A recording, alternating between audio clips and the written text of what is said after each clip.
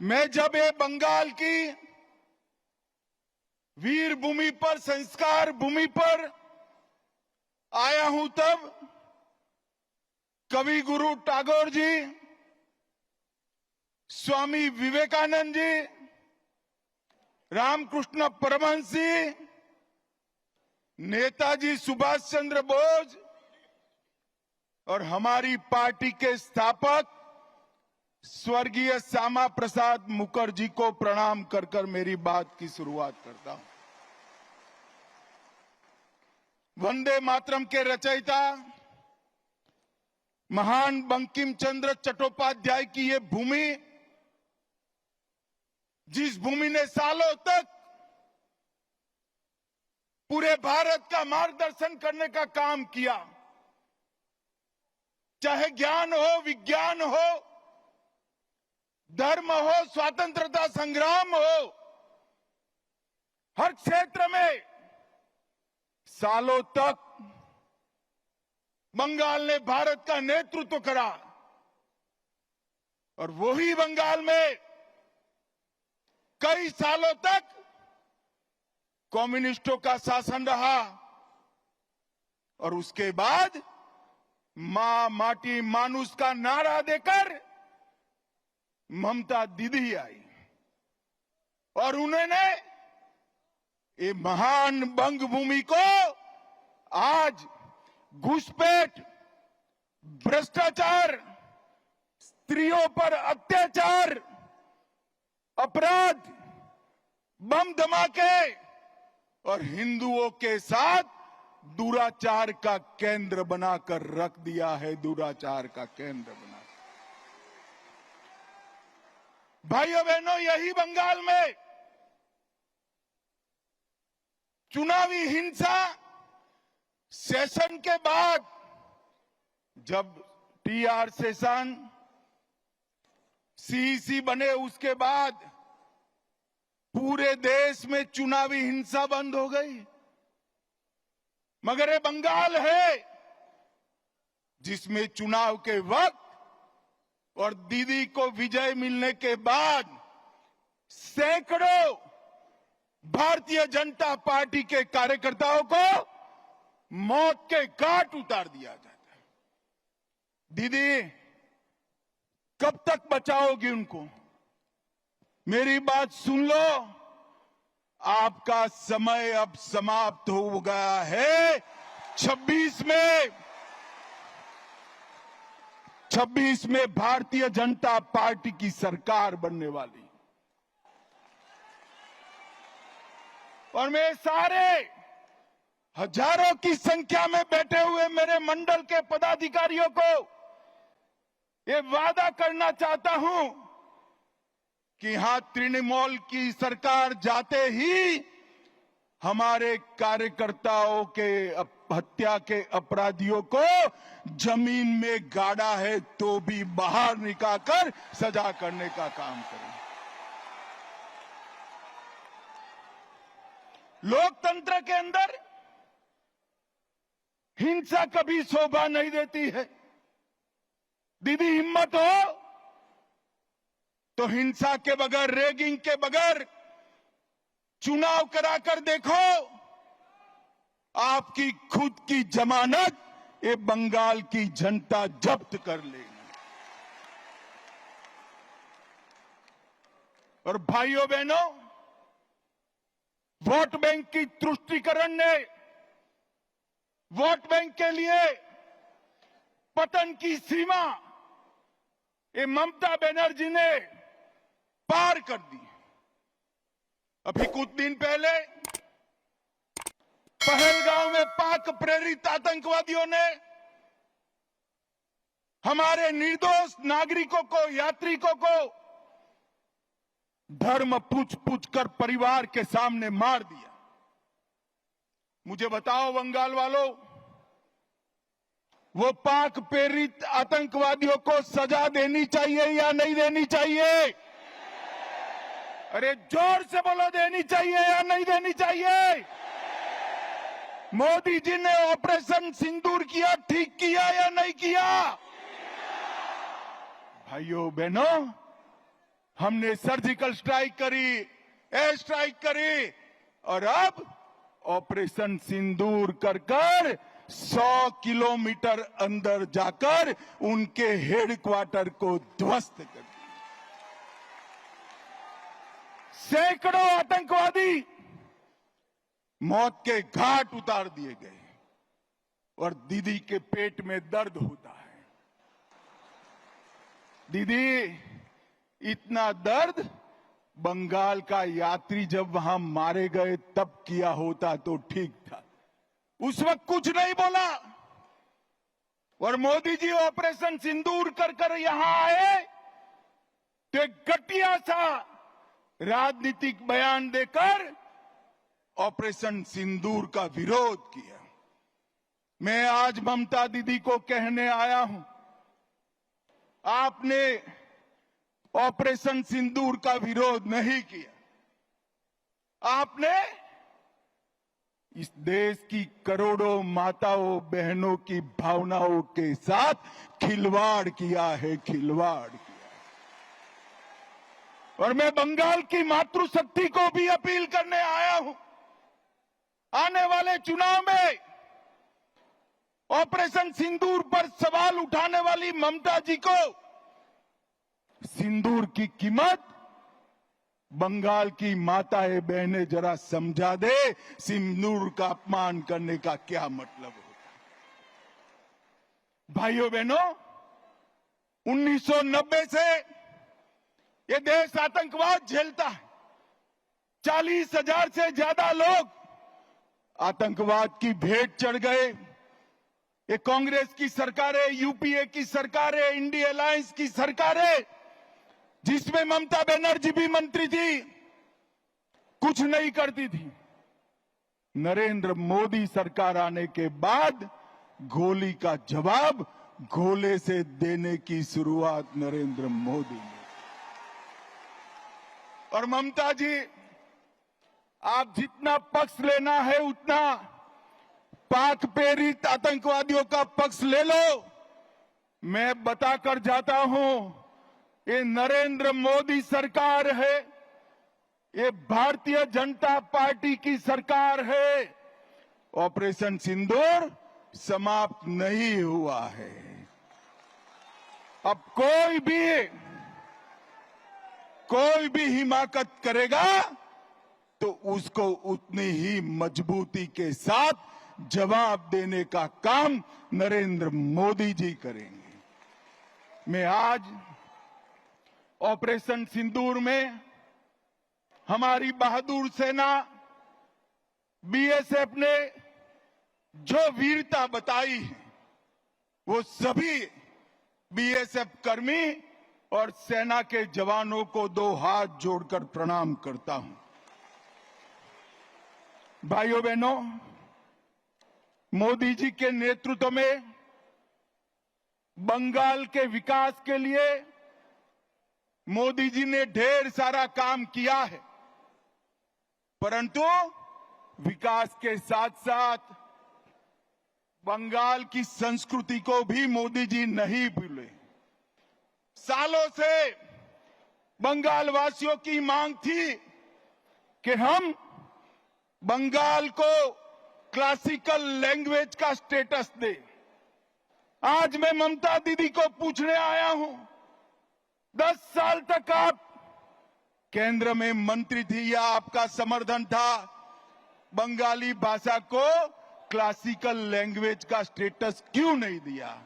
और भाइयों बहनों, हमारे मोदी जी ने बंगाली भाषा को क्लासिकल लैंग्वेज का स्टेटस देने का काम कर दिया। और ये ममता जी है जिनको इसके लिए धन्यवाद करने का भी शिष्टाचार नहीं आता। भाइयों बहनों, आगामी चुनाव में यहां बैठे हुए सभी मंडल के पदाधिकारियों का मेरा विनती है कि बंगाल का चुनाव सिर्फ बंगाल का भविष्य नहीं तय करता है।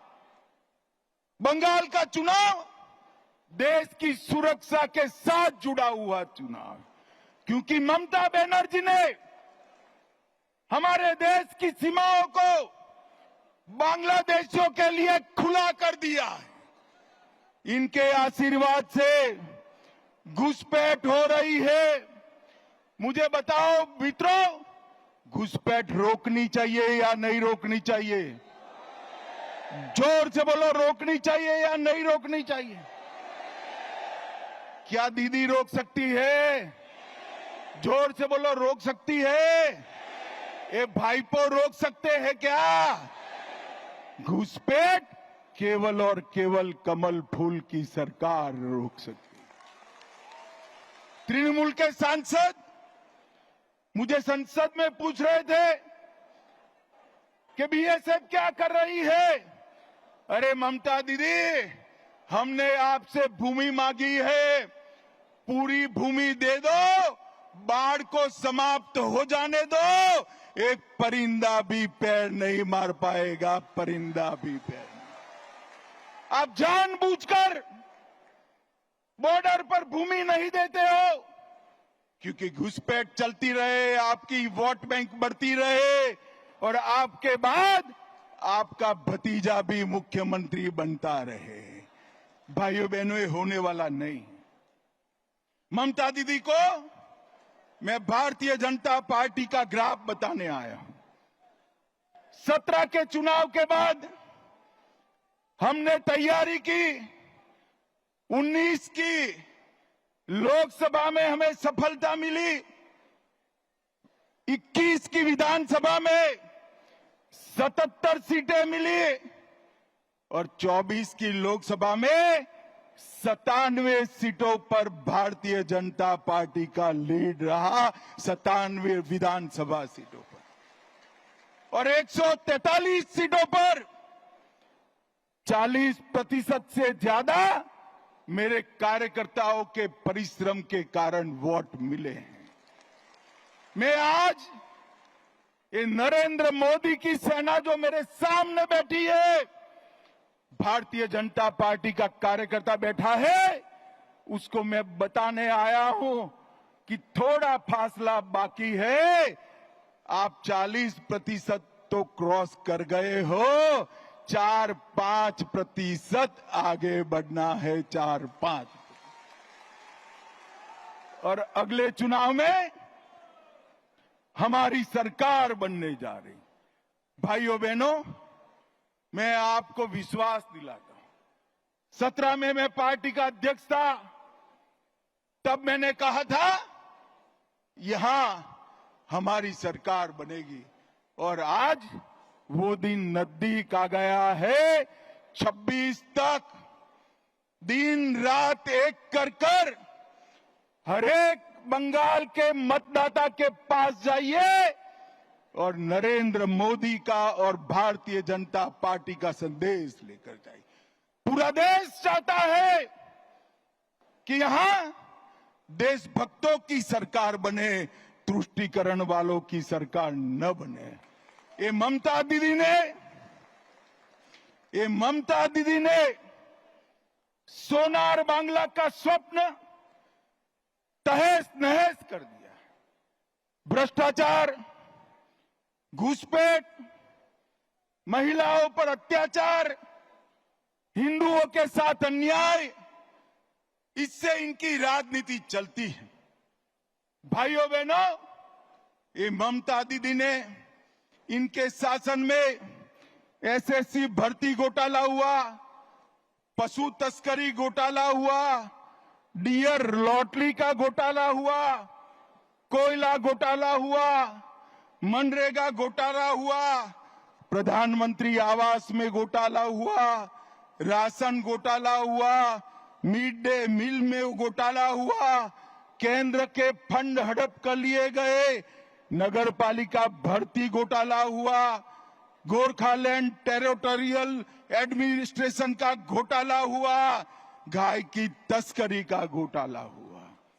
हजारों करोड़ रुपया बंगाल की जनता का ये तृणमूल कांग्रेस की सिंडिकेट को भेंट चढ़ गया। मैं आज सभी कार्यकर्ताओं को पूछने आया हूं, ये पैसा सिंडिकेट का है या बंगाल की गरीब जनता का है? मुझे बताइए। ये सिंडिकेट का है क्या? जोर से बोलिए, सिंडिकेट का पैसा है। मोदी जी जो पैसा भेजते हैं सिंडिकेट की भेंट चढ़ना चाहिए क्या? ये पैसे पर अधिकार बंगाल की महिला का है, माता का है, बेटी का है, बंगाल के गरीब का है, बंगाल के युवा का है। कलकत्ता के बाजार में युवाओं की नौकरी बिकती है। इनके घर से इतना पैसा पकड़ा जाता है कि गिनने में 27 मशीन थक जाते हैं, मगर पैसा खत्म नहीं होता है। भाइयों बहनों, इस सिलसिले को बंद करना पड़ेगा। मुर्शिदाबाद में अभी हिंसा हुई। हमारा गृह मंत्रालय कहते कहते थक गया कि बीएसएफ को बुला लीजिए। हम नहीं बुलाएंगे, क्योंकि बीएसएफ आती तो हिंदुओं की रक्षा करती। फिर हमारे कार्यकर्ता हाई कोर्ट गए। हाई कोर्ट के ऑर्डर पर बीएसएफ आई और हिंदुओं को बचाने का काम किया। ममता जी, आपके नेताओं ने वो बीएसएफ को गाली बोला और आपके नेता वहां खड़ा रहकर दंगाइयों की हौसला अफजाई करते रहे। मुझे कहने में कोई झिझक नहीं है, जिस प्रकार से बंगाल सरकार के मंत्री इस दंगों में शामिल थे। ये स्टेट स्पॉन्सर दंगा था जिन्होंने हिंदुओं को अन्याय किया है। भाइयों बहनों, बेलडांगा में कार्तिक पूजा के दौरान हमला हुआ, सरस्वती पूजा पर हमला हुआ, क्योंकि मुहर्रम निकाल दिया जाए। भाइयों बहनों, मुस्लिम तुष्टीकरण की सभी सीमाएं ममता दीदी लांघ गई। मुझे बताओ भाइयों बहनों, मन से बताना, मोदी जी जो वक्फ का कानून लाए हैं वो अच्छा है या नहीं है? जोर से बोलो, अच्छा है या नहीं है? बंगाल की जमीन, बंगाल की सरकार की जमीन वक्फ की भेंट चढ़नी चाहिए क्या? जोर से बोलो, चढ़नी चाहिए। ममता दीदी, वक्फ के कानून का विरोध कर आप किसका पक्ष ले रहे हो?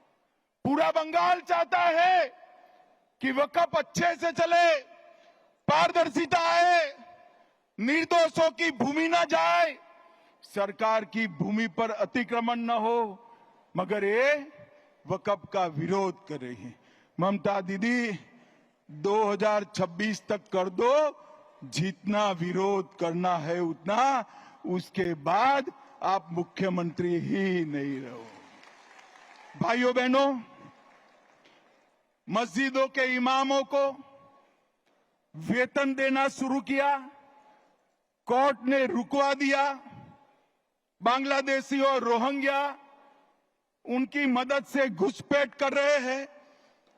राम जन्मभूमि के भूमि पूजन के दिन सद्भावना जुलूस के नाम पर नाटक किया। दुर्गा पूजा का विसर्जन पोस्टपोन किया। मुस्लिम कर्मचारियों को रमजान में आधे दिन की छुट्टी दी। केरला स्टोरी पर प्रतिबंध लगाया और हाजी नूरुल इस्लाम को टीएमसी का टिकट दिया। और अंत में सबसे बड़ी बात, मुस्लिम वोट बैंक को खुश करने के लिए ममता दीदी, आपने ऑपरेशन सिंदूर का भी विरोध किया। कार्यकर्ता भाइयों बहनों, मुझे बताइए, ये तुष्टीकरण बंगाल में चलने देना है क्या?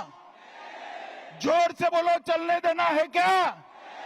आज संकल्प कर जाइए कि 2026 में ये ममता बनर्जी की सरकार को मूल समेत उखाड़ कर हम फेंक देंगे, मूल समेत उखाड़ कर। भाइयों बहनों, एक महिला मुख्यमंत्री की शासन में आरजी कर मेडिकल का मामला होता है, सालों तक संदेश खाली की गरीब माताओं पर अत्याचार होता है और वो अपने वोट बैंक के संजो कर बैठ रही है।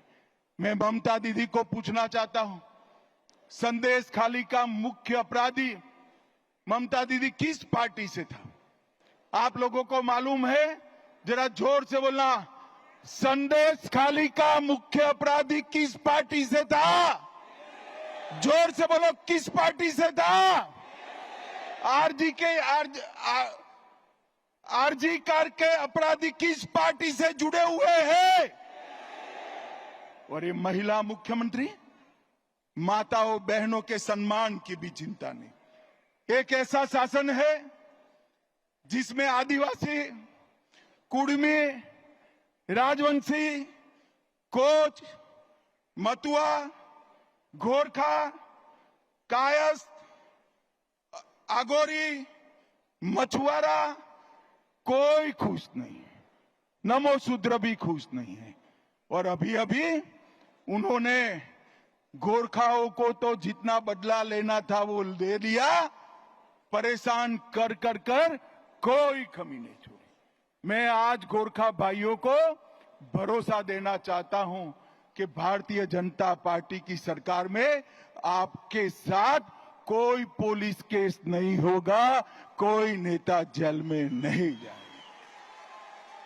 और भाइयों बहनों, अभी अभी उन्होंने जिस प्रकार से पूरे हिंदू समाज को प्रताड़ित किया है, मुझे लगता है कि आने वाले दिनों में सबसे प्रचंड बहुमत के साथ, आजादी के बाद सबसे बड़े बहुमत के साथ भारतीय जनता पार्टी की सरकार बने। अंत में एक बात कहना चाहता हूं, मेरे पास हमारे शांतनु जी आए थे 4 दिन पहले। उन्होंने कहा, अमित भाई, सारे हिंदू शरणार्थियों को मतदाता सूची से काटने का नोटिस मिल रहा है। मैंने शांतनु जी को कहा है, डरिए मत, जिसको नोटिस मिले सीए का एप्लीकेशन करा दे, मैं उनको नागरिकता देने का काम करूंगा। ममता की नोटिस से किसी को डरने की जरूरत नहीं है। मोदी जी ने सीए का कानून इसलिए लाया है कि हमारे शरणार्थी भाइयों को मताधिकार मिले, अधिकार मिले। और ऑपरेशन सिंदूर में हमारी बहन के पति को मौत के घाट उतार दिया, उसको 2 दिन में हमने नागरिकता देने का काम भी समाप्त कर दिया। भाइयों बहनों, अंत में मैं ममता जी को एक सवाल करना चाहता हूं। ममता जी 10 साल तक आप केंद्र में सत्ता पर रही, 15 साल से मुख्यमंत्री है, यूपीए के साथ बैठी है, इंडिया अलायंस का हिस्सा हो। 10 साल सोनिया मनमोहन की सरकार में आपने बंगाल को क्या दिया? भाइयों बहनों, 10 साल में उन्होंने 2,09,000 करोड़ रुपया दिया था। कितना दिया था? जोर से बोलो। और मोदी जी ने 10 साल में 2,09,000 की जगह 8,27,000 करोड़ रुपया दिया है। और ममता दीदी, छोटे से छोटे काम का मेरे पास सूची है। आज बंगाल भारतीय जनता पार्टी ये सूची रिलीज करेगी 8,27,000 करोड़ के कामों की। मैं आपको पूछना चाहता हूं, आपके गांव में पैसा पहुंचा है क्या? अरे जोर से बोलो, पहुंचा है भाई? कहां गया? कहां गया ये पैसा? टीएमसी की सिंडिकेट की भेंट चढ़ गया है। मोदी जी 50 लाख करोड़ भेजे तो भी नहीं पहुंचना है। आपको बंगाल की जनता को मोदी जी का पैसा अगर प्राप्त करना है तो कमल फूल की सरकार लानी पड़ेगी, कमल फूल की सरकार। और इसलिए अंत में मैं पूरे बंगाल की जनता को, सभी को दो हाथ जोड़कर विनती करने आया हूं। देश की सुरक्षा के लिए, घुसपैठ रोकने के लिए, भ्रष्टाचार को हटाने के लिए, माताओं बहनों को सुरक्षित करने के लिए और हिंदुओं को निर्भय करने के लिए यहां कमल के निशान को मौका दो। हमारे मोदी जी को एक मौका दीजिए, एक मौका दीजिए। मुझे बताओ सभी कार्यकर्ताओं, आज से 26 के चुनाव के काउंटिंग तक दिन रात अहर्निश हम काम में लगेंगे क्या? अरे जोर से बोलो, पक्का लगेंगे। हम एकमुश्त एकजुट होकर ममता की सरकार को उखाड़ फेंकेंगे। तो मेरे साथ दोनों हाथ उठाइए, उठाइए दोनों हाथ, विजय के संकल्प की मुट्ठी भींचकर राम का जयकारा लगाइए। जोर से बोलिएगा, जय श्री राम, जय जय श्री राम, वंदे वंदे वंदे। आप सभी को नमस्कार, प्रणाम, धन्यवाद।